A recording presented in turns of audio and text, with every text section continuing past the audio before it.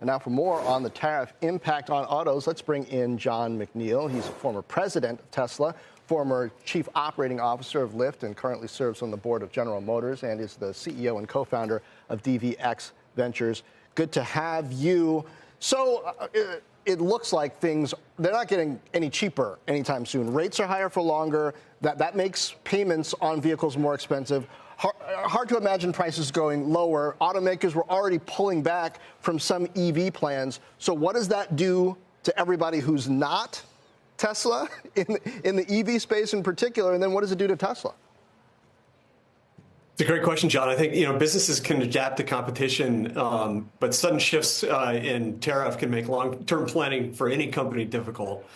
And policy whiplash can certainly disrupt supply chains and investment strategies. I think in GM's case, GM's built its business on resilience and hasn't been waiting to react and has been proactive around this. And they've invested in a really resilient supply chain and an agile approach to manufacturing. And so GM's in a strong position to mitigate the short-term impacts and ensure customers get the GM cars that they want and they love. As Mary Barra said recently, we think that we can mitigate 30 to 50% of the tariffs without deploying capital. And at the same time, GM and the administration, I think, want the same thing, which is good jobs for hardworking Americans and a strong domestic auto sector that keeps us competitive globally. So there's a lot of reaction in the moment, and I understand that. Mm-hmm. And GM's built a business model that can adapt, and there's a lot of noise, but GM's really, and the team is really focused on execution. I want to go back. That can absorb these kind of shocks. Okay. I want to go back to Tesla for a moment because you operated there at very high level. Is it possible to separate the Tesla brand in the eye and mind of the U.S. consumer, global consumer, from the brand of Elon Musk? We're at a moment where Elon Musk has become a force in the Trump administration. People have a lot of feelings about that, but I don't know how many government employees were buying Teslas anyway. Well, I think, you've seen the impact of those two things being tied together. Elon has been Tesla and Tesla has been Elon. And I think we've all seen the numbers in terms of what's happened to the brand over the last quarter or so, and therefore what's happening to sales in key markets. And I think, in the more broad sense, Tesla no longer owns the EV market, and for a variety of reasons, not just the brand, but competition's here. There are now dozens of really compelling EVs that give the customer some pretty attractive options. And we saw in January that EV sales were growing faster than any other automotive segment.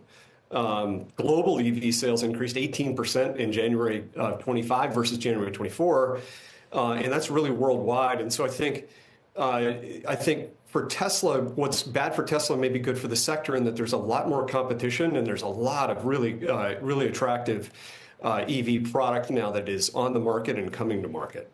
How do the tax credits, the EV tax credits we've seen that might be going away factor into this, or the credits we've seen that have been paid to Tesla by other automakers? I mean, that whole environment had existed for a while and propelled a company like, for example, Tesla. And now potentially a lot of uncertainty could be on the chopping block. We spoke to the CEO of Rivian, who said this could affect demand if you start to take this away. Yeah, Morgan, you raised two good points. One is the supply side incentives, and one is the demand side incentives. And on the demand side, the major incentive in the U.S. has been the $7,500 tax credit. And in countries where those tax credits have been pulled off the market, you see an impact on demand. And it can be 20 to 25% impact on demand. So that I think is real if those credits get pulled back.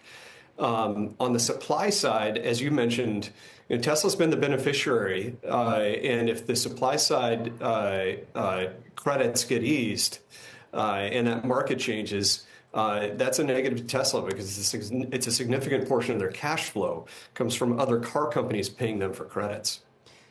You start to see negotiations for the USMCA next year. I do wonder, with tariffs poised to go into effect on Mexico and Canada tonight, whether this is the opening salvo for the possibility of those negotiations starting sooner. And I know one of the concerns from an auto supply chain standpoint, an automaker standpoint, is China potentially coming into Mexico to set up shop to get around other trade restrictions and barriers that would exist through more traditional means. So are there ways to start to negotiate and shore up the supply chain in a way that would make a GM or a Tesla or name another automaker that's operating in the U.S. more comfortable with the manufacturing process?